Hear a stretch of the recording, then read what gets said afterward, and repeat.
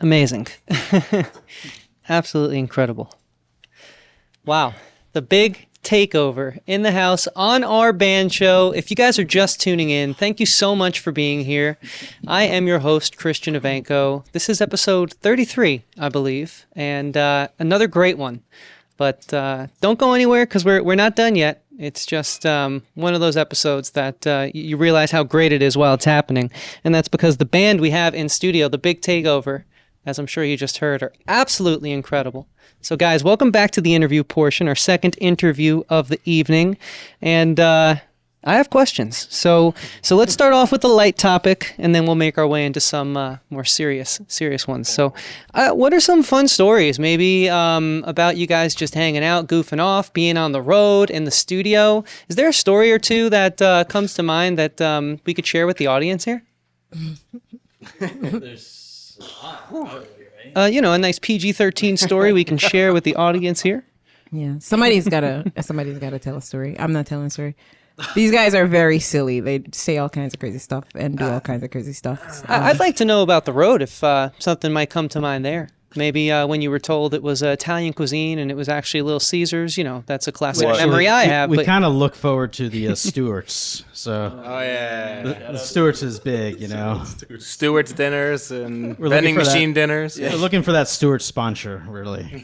We really like to glorify all of the non-glorious aspects of being a touring musician, like ending the gig so late that you're eating who knows how old dinner. sandwich at a gas station, which is in our dictionary. We have a dictionary in the van of a bunch of terms and phrases. Inside stuff. Some are good, some are not so PG-13, but that's why it's in the van.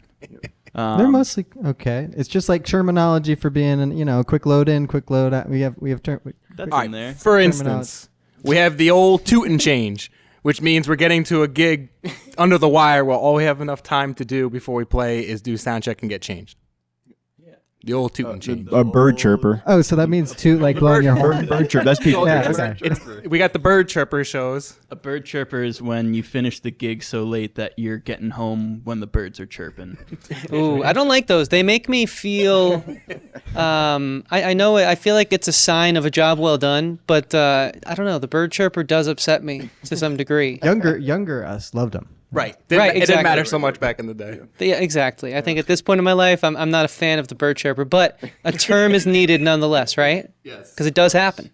That's what happens on the road. This isn't a story, but I want to know for band history. So Rob mentioned playing in bands back in Snugs back in the day before meeting Nee Nee, and I was wondering if Roger was in one of those bands way back in the day. I was sort of, but later on. I used to go see Rob in his band, which was really popular at Snugs back then. And yeah, I would go see them. Went to see Nee Nee sing with them. That was the first time I met Nee Nee, I think. Yeah, definitely saw Rob play before Big Takeover. So Roger and I didn't link up until 2017. No, 2018. 2017. I came in 2018. And but we had been playing in bands around Snugs the entire time these guys were dancing around in those. And Snugs isn't a story either, but it's a Some of those a old saga, clubs in New Paltz aren't a saga even there unto anymore. itself. Oh, yeah. It's Well, crazy. Yeah, a lot of them are. It might not be a story, but I think it does go back to the story we were telling at first, which is the band history. So excellent. Tie back. Yeah, exactly. Segue. And that's really cool to know that New Paltz is really at the heart of so much more than we had originally thought. As someone who has a fondness for that town myself, that is really cool to hear. So some fun terminology there. And I think here at the band show, unfortunately, we do still see some bird chirpers from time to time. And you can just rest assured that you've imparted that on this production. Tonight won't be one. Hopefully not, but you never know. So musical influences, guys. We don't need to, list the entire. I was inspired to learn this picking style from so and so, or this drum technique from that person. But I would like to kind of know if there's like one or two that come to mind, or a collective group, few names that the group kind of all resonates with as a unit. So I'm going to let you guys take this one for a few minutes as you see fit. But I would kind of like to know some of what inspires the players we're hearing tonight. I feel like we all have very different inspirations from each other, which is why our sound is so unique. And you can't really just call it a reggae band, even though we're like playing reggae and ska music, and that's a large part of our repertoire. I feel like we all have very different skill sets musically and different musical backgrounds where they all kind of mix and match in a beautiful way. Like, I don't know, I like reggae and I listen to it here and there, but it was never a main influence of mine. I was always, I actually joined this band when I was in SUNY New Paltz studying jazz in the performance program. So that's kind of where a lot of my background is, but I don't think most of us do that. I mean, as a musician, the first like full album that blew me away was Boston's first album, because it was just straight rock and roll and the whole album was energetic from one end to the other, and that like blew me away. And then when I started getting into ska, like Streetlight Manifestos, Everything Went Numb was like the same kind of energy, but horn driven, and that's kind of what got me to where I am. Yeah, you kept saying reggae, but really the influence of the band is ska and rocksteady. It's the older school. Can you guys talk about that? Yeah, so like when I was growing up, I grew up in Jamaica, and there's just like a lot of music around me. It a lot of it was reggae, a lot of it was rocksteady, all kinds of different stuff. I really like singers growing up. I would like try it for like find a singer and just like try to like sing exactly like that person. People that like have really, really inspired me, I could say, is like Lauryn Hill or like Aretha Franklin, Whitney Houston, even like Burning Spear, who is like a male old school reggae singers. All of those guys from like the 60s, like Desmond Dekker and Delroy Wilson, and Dennis Brown and John Holt, like those singers really speak to me. So like those guys, what they were doing was kind of doing like a soul version of reggae, or like singing soul songs, but in like a reggae style. So they kind of build up like the rocksteady genre. But actually, I could just say overall, like anybody that's doing a good job with music and releasing beautiful music, they actually inspire me. Like I could just go somewhere and like see like a singer singing a beautiful song, and it just makes me feel good, and it inspires me to keep going with Big Takeover. So I don't know if like an influence is really like something that like got you to like start the band or like write the kind of music that you write, or is it something that keeps you going? I feel like it's kind of like a mix for me. So like I actually am very inspired by the members of my band all the time. They play like really awesome music that like keeps me dancing and keeps me going and gets me through every set that we play. And a lot of times when we play, I'm just like listening to Big Takeover. So I'm actually a fan of Big Takeover because of the guys that play in the band and make the music with me.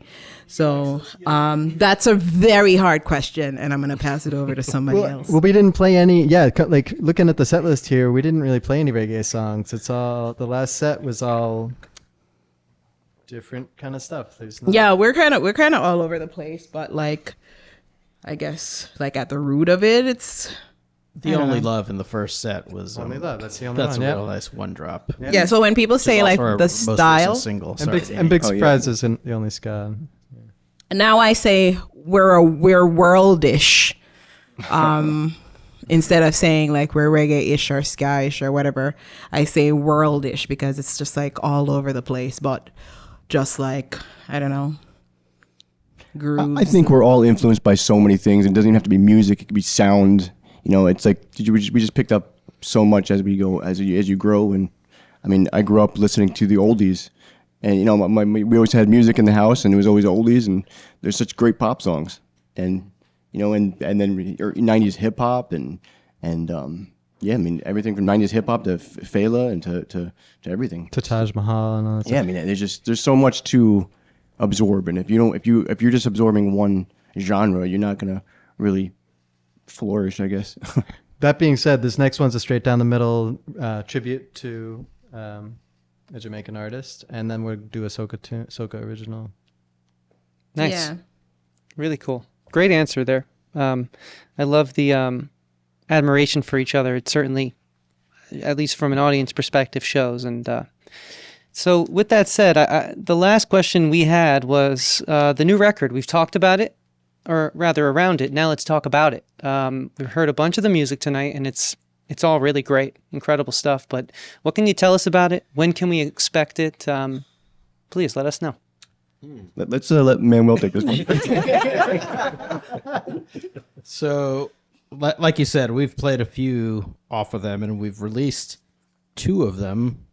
The most recent was The Only Love I Know, and Way to the World, which was released, I think, during COVID or you know, during that whole lockdown thing. But that'll make its way onto the record. There's probably 10 or 8 new songs that are all in different forms of completion.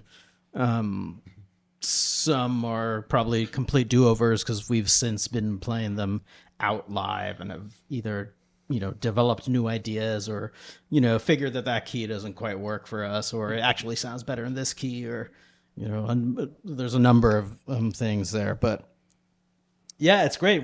I feel like we've all been writing a bunch of those tunes kind of together, and that previous set, actually, Guthrie brought one song that I think brought the entire song On the Run, which we heard on the second set, right? That I think he just kind of brought that one in. We sat down and he threw lyrics on it, and as far as how the sessions have been going, it's been sometimes groups of 3 getting together and hashing it out, then bringing, like Nee Nee said before, bringing, you know, somebody else in.